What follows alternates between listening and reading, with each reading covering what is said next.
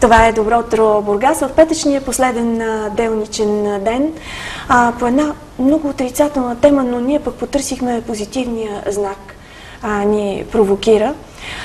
Тази сутрин отново с така мрачната новина, че се стопяваме изключително бързо. 75 000 души са напуснали страната.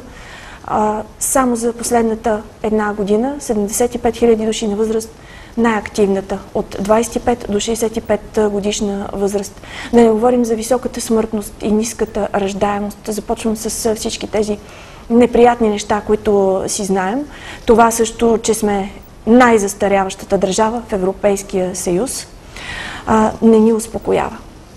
Ние обаче противопоставяме насреща едни хора, които се опитват да променят това статукво и се опитват да увеличат прираста на тази страна, въпреки огромните проблеми, въпреки липсата на разбиране, въпреки липсата на добри условия и за младите хора, и за децата в тази страна. Казвам добро утро и добре дошла тук в студиото на Ваня Христова, която отдавна ни е гостувала от Фондация Искам Бебе, координатор за Бургас и региона. Здравейте и добре дошли в студиото. Трябва да се борим за мечтите си. Това е мотото на фондацията, което тя следва вече колко години, госпожо Христова? 6 години вече съществува Фондация Искам Бебе. Като вече имаме и ново мото. Така ли? Как се промени? Сбъдни мечтата си, предай нататък. Можем да покажем всъщност цветовете на новото ви лого. След малко ще покажем и значката. Да. Сбъдни мечтата си, предай нататък. Звучи наистина като нещо, което е вече тема с продължение, както ние наричаме журналистите. Тоест, борбата за мечтите си вече сме поставили началото. Оттам нататък трябва да дадем кураж на следващите да продължат.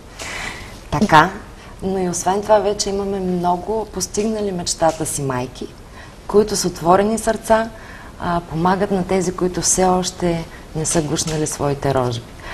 Като казвам помагат, това значи психологически, физически, финансово и както се сетите. Започна се едно въртене даже на колички, дрежки, обувки, защото за всички майки е ясно, че едно детенце, като се роди, има случаи, в които един път слага дрежка или обувка, т.е. тя остава абсолютно здрава, читава и хубава. Защо следващото семейство, което е дало толкова много пари, за да постигне мечтата си, да не се възползва от тази помощ? Това е всъщност нашето предай нататък.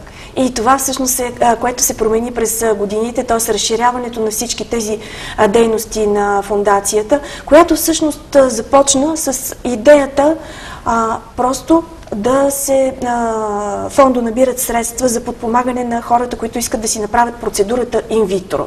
Така. Защото тя в България е много скъпа, беше скъпа, сега е скъпа, тежка, трудна процедура, през много изпитания административни. С това започнахте всъщност. Как се случи, да си припомним накратко? Всъщност започнахме оттам, че се събраха няколко човека, които решиха да кажат на България: ние сме тези хора с репродуктивен проблем и имаме нужда от помощ. Оттам нататък започнахме информационни дни по всички краища на България и започнахме да приобщаваме хората, да им даваме кураж, за да излязат на светло. И когато се появиха повече хора, които да кажат: ние сме тези хора, имаме нужда от помощ, тогава вече следващата стъпка беше евентуално да се мисли за някаква държавна политика и държавна помощ. След като прескочихме и тази крачка, започнахме да мислим за общински програми, които, слава Богу, също са факт. Вече са факт. Всъщност тези общински програми от кога станаха факт? Община Бургас кога Община Бургас даде началото. Първата отново. Първата отново, за което сме много благодарни. Тази програма върви вече 3 години и е най-добре действащата, с най-много резултати. И с най-много средства, да кажем? И с най-много средства, разбира се. Защото в крайна сметка, за каквото и да говорим, става дума за пари. То струва много пари всичко това. Струва обаче наистина много борба, много усилия и много любов. Точно това искахме да противопоставим тази сутрин на фона на всичко, което се случва, на изтичането на хора, на застаряването на населението, на фона на масовото изоставяне на български деца, по което също сме на едно от първите места.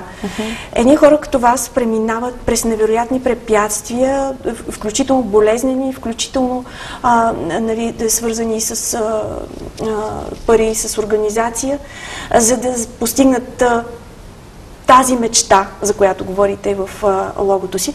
Можем ли да кажем в момента цифрата на колко сте в момента в фондация Инвитро за цялата страна и за Бургас, като цифра? В какъв смисъл? Колко души? Да, да.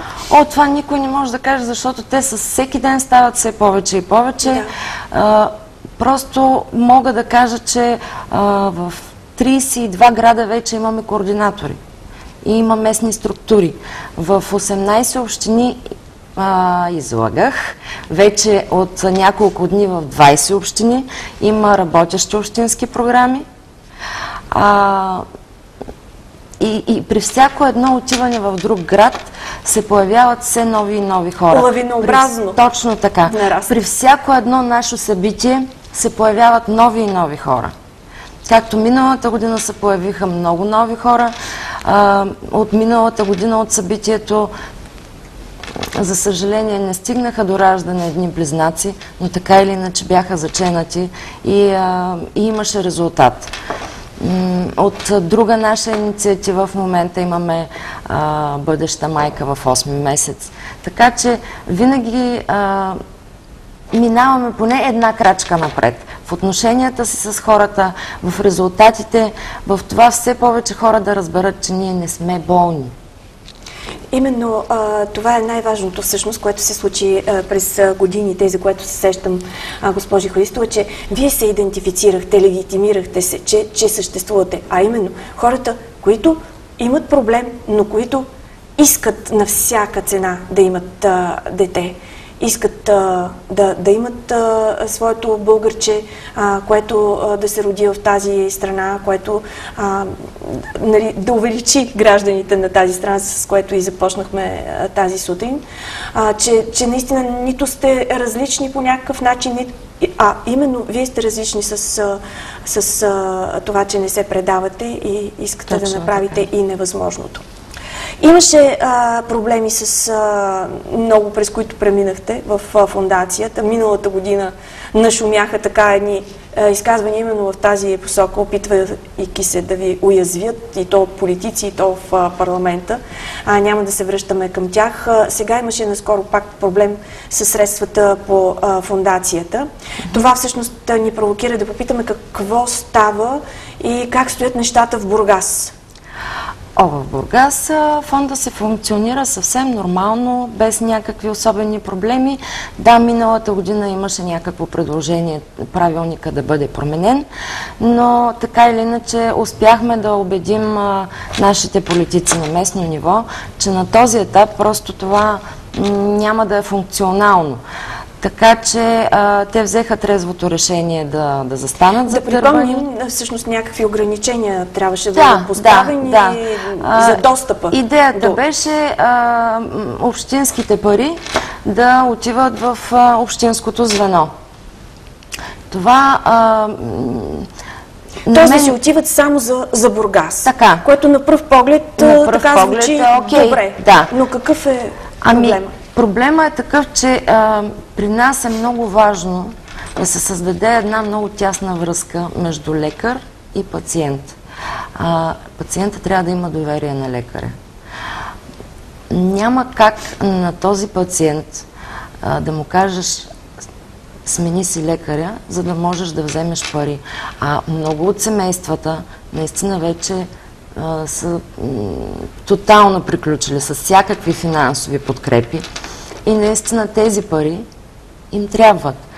Но според мен не е и не само според мен, според цялата местна структура на фондация Искамбебе, това, и колегите от Зачатие бяха на същото мнение, че всъщност на този етап това, пък и на който и да е етап, Всъщност няма да бъде... не бива да се случва, защото не бива да се ограничава пациента на едно място да ходи. Тоест, всеки да има уточним, право че да това... ходи където иска да се лекува. Да, разбрах ви. Да уточним, че всъщност това насочване на средствата от една община точно към определената община, т.е.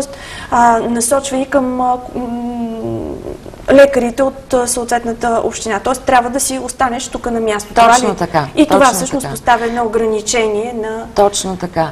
И тогава избора. аз споделих, че всъщност ние, освен че сме пациенти, освен че аз представлявам тази фондация в града, ние все пак сме граждани на този град и имаме своята гражданска позиция.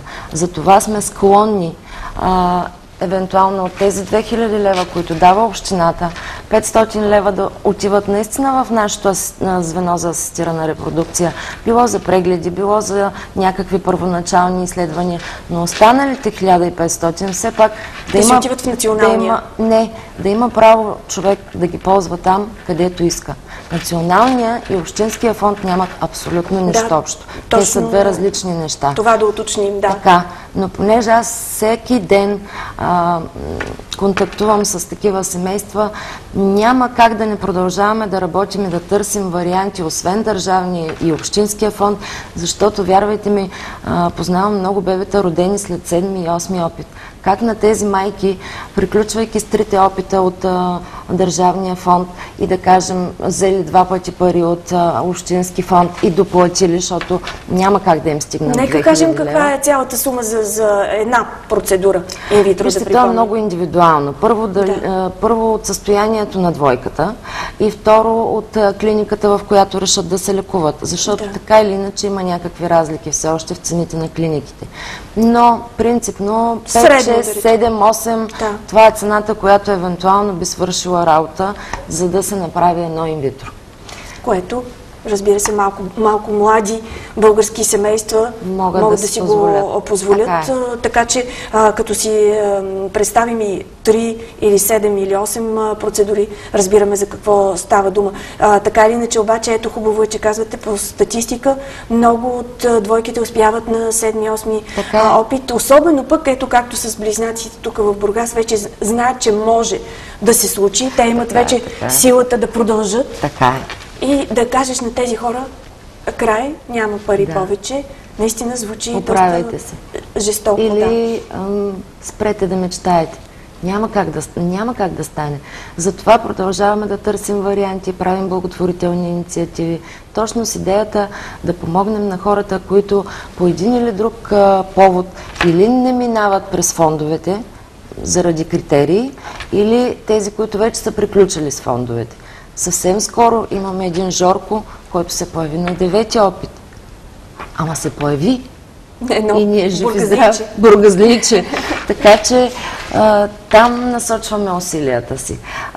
Това, че всъщност от държавния фонд имаме 3000 бебета родени и още 1000 бременни в момента, смятам, че е абсолютно показателно, че ние вървим в правилната посока. Много благодаря, че казахте тези цифри на фона на тези 75 000, които тази сутрин тръбят всички медии, които наистина звучат радостно, като си представим тези родители, мъките, през които са преминали, и тези бебешки личица, тези български дечица. Тези цифри наистина звучат много красиво, много хубаво. Казахме вече за това ваше предложение, което звучи наистина много гъвкаво и много добре. Стигнахте ли в крайна сметка до консенсус за отделянето на 500 лева или все още се обсъжда? За момента все още се обсъжда, така или иначе на този етап няма промяна в правилника, продължава да се функционира фонда, както се е функционирал до момента. На предстоящото събитие ние отново ще отчетем бургазличетата. Така че, виждайки резултатите от работещия фонд, се надявам даже да не бъде променено нищо, но пак казвам, склонни сме и на компромиси някакви.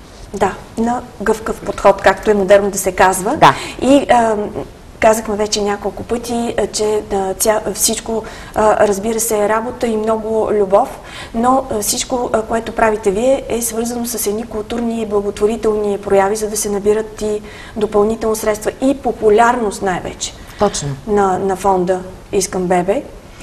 И повода всъщност актуалния да се срещнем тази сутрин е именно предстоящите ви прояви, свързани с великденските празници и по-скоро празниците преди тях. Да. Танцувай с мен на Лазаров ден е поредната културна проява. Да кажем какво ще се случи и да поканим хората там. Ами, винаги, т.е. 3 години вече, правим проявите си лятно време. Но тази година то си дойде от само себе си.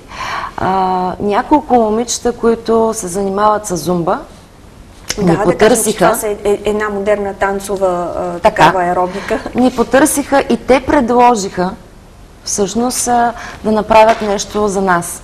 Защото те така или иначе правят някакви маратони помежду си. Решиха, че могат да ги направят в подкрепа на нашата кауза. И оттам нататък събрахме се естествено местната структура и разширихме идеята, така че освен зумба ще има регетон, ще има бели денс, ще има народни танци с много хора и с много веселба. Едни прекрасни дечица, около 5-6 годишни от театралната школа Талантино ще започнат празника с задавила се меца, за да вкарат много настроение. И накрая пък други дечица от една танцова формация Абракадабра, те пък ще завършат. Тоест, започваме с деца и завършваме с деца, защото всъщност ние това искаме. Децата са нашата мечта, именно. Танцувай с мен на Лазаров ден, ще могат ли да се обучават, да се включват самите хора, които пристигнат на всички тези танци, които изброихте, най-различни видове? Това е идеята, ще има и салса, ще има и аржентинско танго. Идеята е всеки един от тези участници да покаже нещо, в смисъл да изиграят някакви танци тяхни си, след което обаче всеки, който е дошъл, да има възможност да бъде научен на някакъв танц. Тоест първо ще може да си избере, да си хареса някой вид танц, гледайки, наблюдавайки програмата и после да се включи по някакъв начин, поне първоначални стъпки, някакво обучение да получи. Ние за това решихме цялата програма да е стегната и да е максимум 3 часа и половина, за да може всеки, който дойде, да си изкара 3 часа и половина с нас и да се включи във всеки един танц, ако иска. Да, с много настроение, защото всъщност всичките танци ще върват паралелно, така ли? Не. Първо си минава програмата? Първо си минава единия, втория, третия и така. Затова някъде около 3 часа и половина ще има много танци и веселба. Много танци най-вече. Да кажем, кое ще бъде мястото, на което ще стане възможно такова едно събитие, защото се очаква и дано се съберат много хора. Ами да, и за това решихме да е в малко по-голяма зала. И се спряхме на зала Бойчо Брънзов. В зала ще бъде, значи няма да е на открито. Спортна зала, не. Няма как на открито човек да разчита да събере средства. Така че такива мероприятия, общо взето гледаме да ги правим на закрито. Защото, да уточним защо, ще има разположени вероятно ще има разположени урни, дарения, в които всеки ще си пусне входа 10 лева. Тази година го измислихме много гъвкаво, както каза и ти преди малко, с такива гривнички, които са тип all inclusive. Да, или тип Спирита в Бургас, когато влизаш в пространството. Всеки, който веднъж си е платил билетчето, може да получи такава гривничка и ако евентуално по някое време му доскоче или има нужда от почивка или има нужда даже да излезе за малко на въздух, излиза спокойно и след това отново се влиза без да се притеснява, защото той вече има гривна на ръката, която показва, че той вече има принадлежи на това принадлежи на това пространство. Да. Добре, да кажем сега вече и самия ден и часа, в който стартира. Това ще е точно на Лазаров ден, 27 април, 10:30 начало. Какъв ден се пада 27 април? Събота, разбира се, трябва да е почивен ден. И стартирате, пак казваме, в колко часа? 10:30 начало. С театралната школа Талантино. Талантино. Чета тук по програмата, след което следва бургаското танго общество. Ще има Не танго. точно. Просто така сме ги написали, но ще има разместване в програмата. Но да, общо взето. Клуба по български народни танци Чанове, студио за народни танци Георгиев, танцово студио 29 Салса и зумба с водещите инструкторки по зумба, както и детската танцова група Абра Кадабра. Пак ги изреждам, за да разберат хората какво ги очаква. Така, кои са най-успешните ви подобни прояви през последната година? От кои събития останахте най-доволни и ви се иска така да се получи и този Лазаров ден по същия начин? За кои празници може да ви прозвучи нескромно, но няма празник, който да не съм харесала. Няма празник, който да не е успешен. Включая последния, който така или иначе не донесе никакви финансови средства, но пък това, че последното ни благовещение беше в президентството под егидата на президента, мисля, че е достатъчно показателно и това е една много голяма крачка пак напред за нашата организация. Всяко едно събитие, което правим само по себе си, носи много позитив. Не е задължително винаги финансовите средства да са в основата. Но и самата популярност, това, че хората разбират за вас, разбират как се развиват нещата, че има успех инициативата инвитро, че се развива, това само по себе си също е наистина много хубаво. От Лазаров ден нататък какво предстои? От Лазаров ден нататък предстои стартирането на новата група за емоционална подкрепа. Готови сме вече да я стартираме. Една много важна част от вашата работа, защото пак да се върнем на това всяка една процедура изисква много именно емоционално-психологически усилия, устойчивост на тези млади семейства. Как протичат тези инициативи?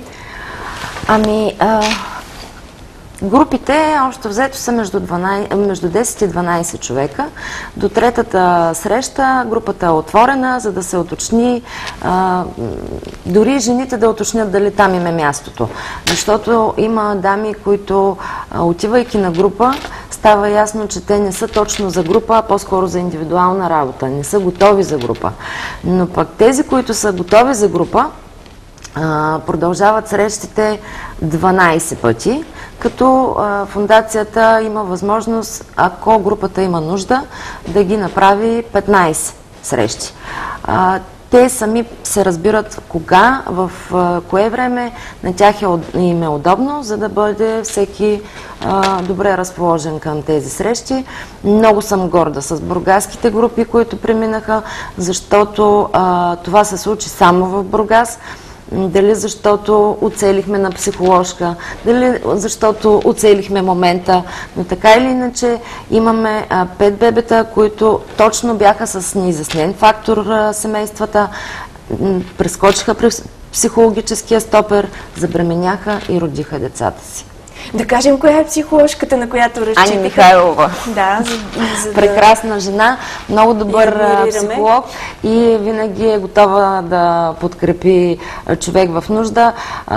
Не трябва да чакаш срещата, оговорена предварително. Ако ти в момента имаш нужда от нея и сега ти е момент, в който наистина имаш нужда някой да ти сложи мислите в ред, никога няма да откаже. Винаги би се появила на точното място в точното време. Интересно е да направим една среща с нея, ще се надявам да ни съдействате, госпожо Христова, защото интересно е да разберем до каква степен това може да бъде чисто психологически проблем и как, да речем, нали, знаем разни народни поговорки и нали, така предания, че примерно като си осиновиш дете и изведнъж се случва по някакъв начин, след това като по чудо и се ражда, да речем, друго дете, но това в посока именно тези психологически бариери, които са в нас.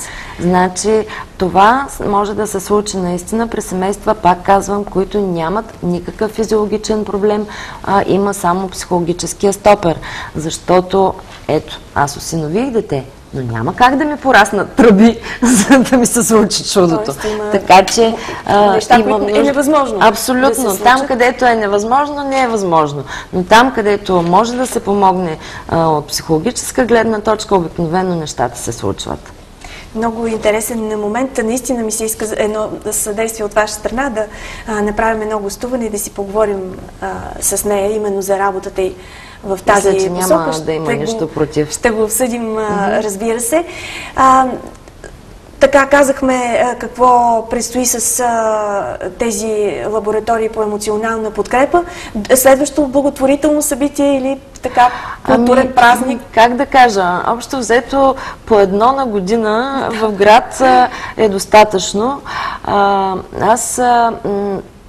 Много ми се иска следващото събитие да бъде обвързано с последното нещо, над което много работим, и това е донорската програма.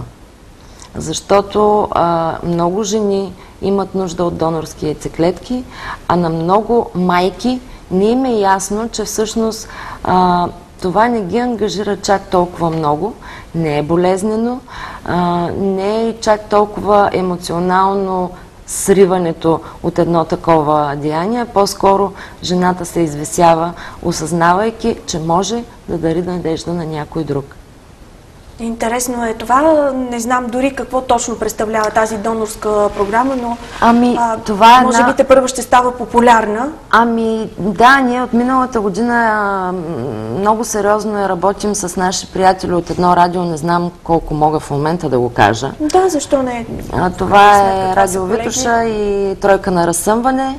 Миленка от Тройка на разсъмване стана 2 пъти донор и започна много сериозно да обяснява какво е всъщност да станеш донор и какво това може да ти донесе. Слава Богу, много жени вече разбраха за какво иде реч и от миналата година до момента 170 жени последваха нейния пример. Ето, наистина абсолютно безвъзмездно. Да, с даряването на яйцеклетка. Наистина нова програма, за която все още не сме говорили, не е може би толкова популярна, но започвате наистина и вие популяризаторска инициатива в Искам бебе. Да. С това да завършим и да поканим отново хората на Лазаров ден, един от красивите пролетни празници на българина. Танцувай с мен на Лазаров ден. Поканете всички. Кой може да дойде? Всеки може да дойде. Няма ограничение във възраст, няма ограничение в пол. Всеки, който реши, че иска малко да се повесели с нас на Лазаров ден, да потанцува и разбира се, може да отдели 10 лева, за да потанцува, но и да подкрепи каузата ни, е добре дошъл и ние ще бъдем безкрайно благодарни за подкрепата. На Лазаров ден в зала Бойчо Брънзов сутринта започва празника на самия Лазаров ден в събота. Можете да се съберете, там и малки и големи, както се казва, за да танцувате 3 часа и половина най-различни видове танци, почти от всички стилове са осигурили организаторите. Като ще има и базар благотворителен, там всеки може да намери по нещо за себе си, с бижута, с сувенирчета, и това ще са дела на бургаски майстори. На бургаски майстори, художествени произведения, които може да си отнесете за спомен и да си прекарате приятно. Благодаря на Ваня Христова, координатор за Бургас и региона на фондация Искам бебе, с актуалното около програмата, която дава надежда на българите, които пък намаляха с 75 000 само за 1 година. Благодаря за участие. И аз благодаря.